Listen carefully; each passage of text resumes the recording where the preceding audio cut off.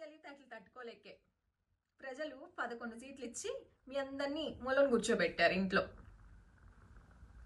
ప్రమాదానికి హత్యలకి తేడా తెలియని నీలాంటి వాళ్ళంత నాయకులు, నీలాంటి వాళ్ళ చేతుల్లో ప్రజల జీవితాలు. మా కర్మ. అవునేంటి ప్రెస్ మీట్ పెట్టేసి తెగ మాట్లాడేస్తున్నావు?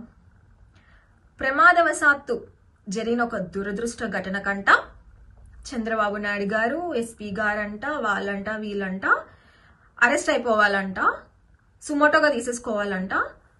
అందుకని దేశంలో ఉన్న న్యాయస్థానాలన్నిటినీ ఈ రోజక్క చాలా వేడుకునేస్తుందంట. సరే రోజక్క, నీ మాటకే వద్దాం.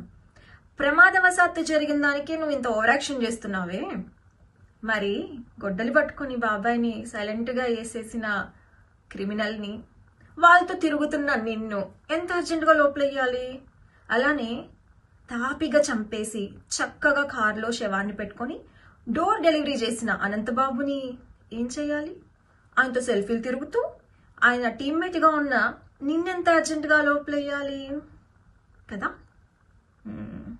అవును, నువ్వే కదా మీ ప్రభుత్వంలో 1-2 రేపులు జరిగితేనే ఇంత హడావిడి చేయాలని మాట్లాడింది. ఆ తెలివితేటలే బాగా అర్థమవుతుంది.